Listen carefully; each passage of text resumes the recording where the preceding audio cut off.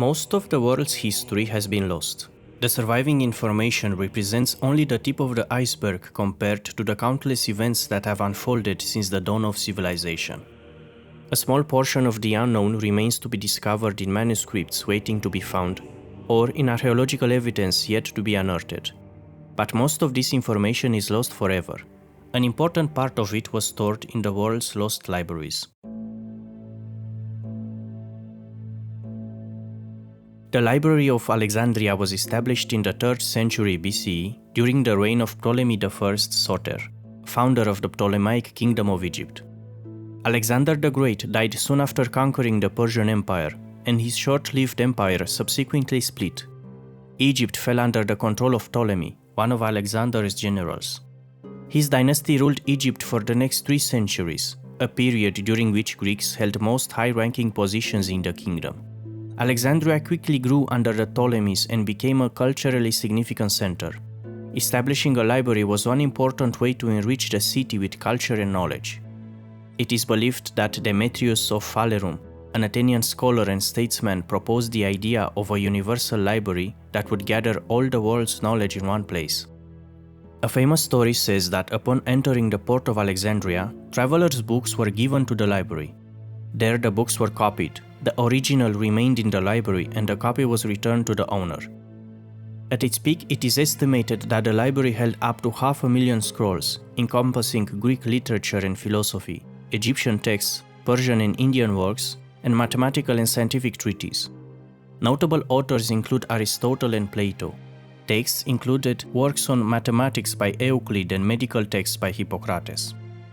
The library's destruction occurred over several centuries, with no single event marking its end. The first major blow came in 48 BCE during Julius Caesar's campaign, when a fire destroyed a significant portion of the collection. By the 4th century CE, the library had largely fallen into ruin. Nevertheless, the Library of Alexandria remains a symbol of the pursuit of knowledge and the loss of cultural heritage.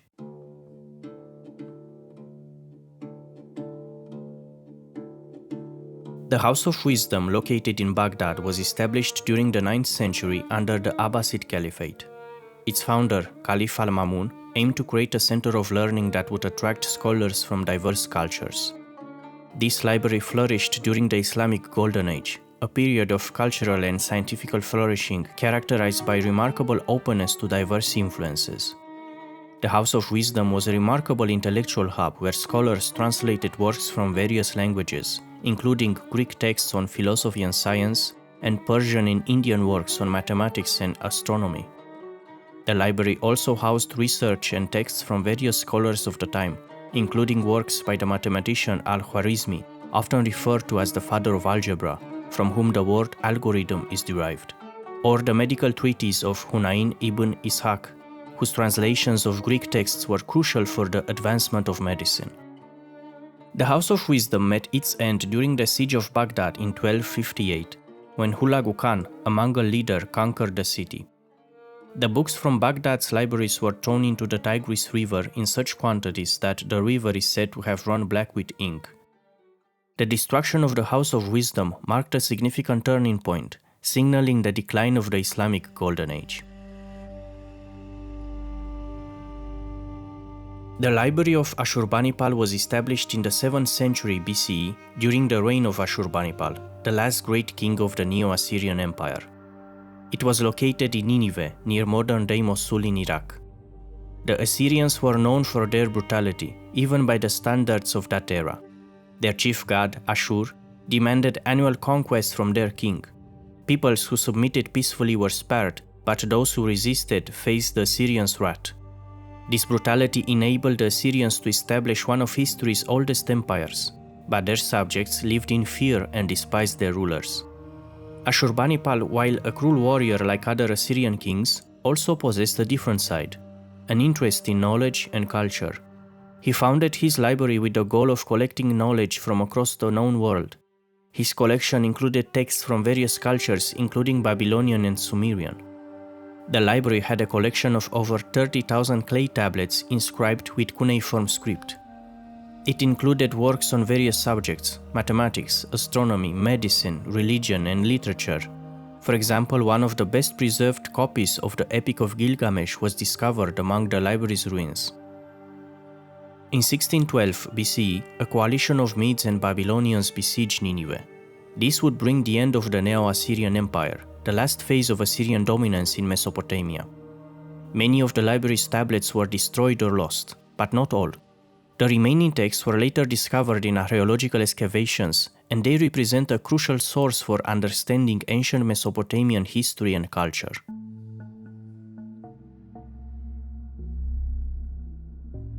For centuries, Constantinople was one of the biggest cities in the world, so it should come as no surprise that within its walls it housed one of the era's greatest libraries.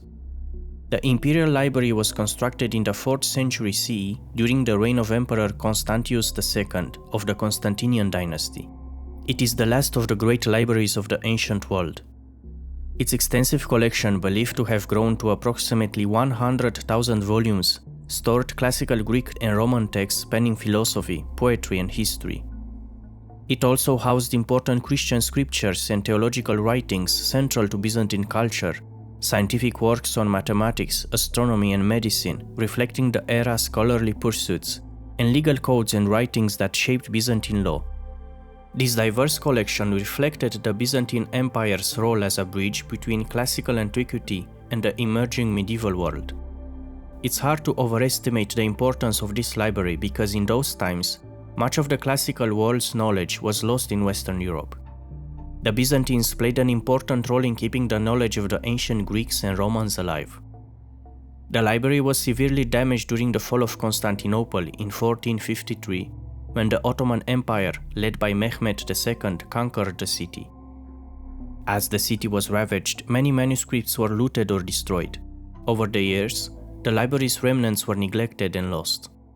Many scholars carrying a portion of Constantinople's knowledge fled to Western Europe, particularly Venice, playing a pivotal role in igniting the European Renaissance. In a sense, these scholars represented the last gift to the world from the dying Imperial Library of Constantinople. The Library of Nalanda was part of the Nalanda Mahavihara, a renowned ancient center of learning established in the 5th century CE. It was built during the reign of Emperor Kumaragupta I, who was a patron of Buddhism and education.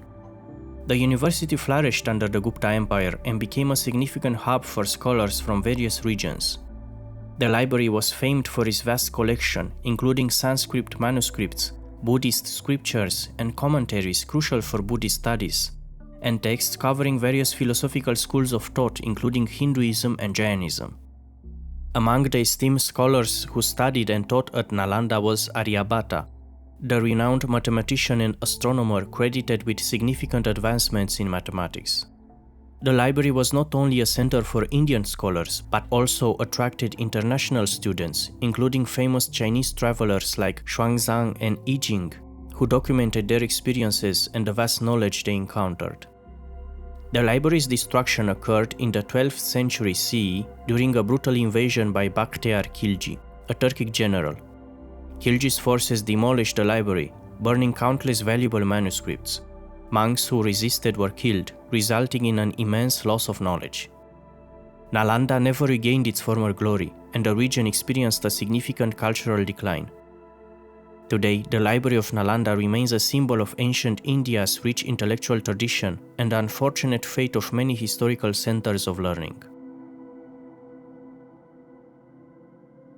The 5 great libraries that I chose for this video represent just a few iconic examples of lost knowledge.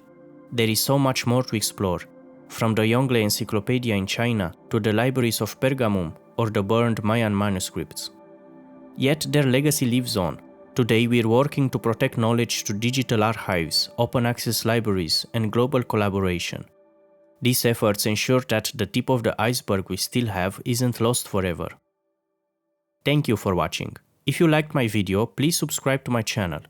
Also, if you have any suggestion about topics you would like me to cover in future videos, feel free to write me in the comments. I'll see you in the next video.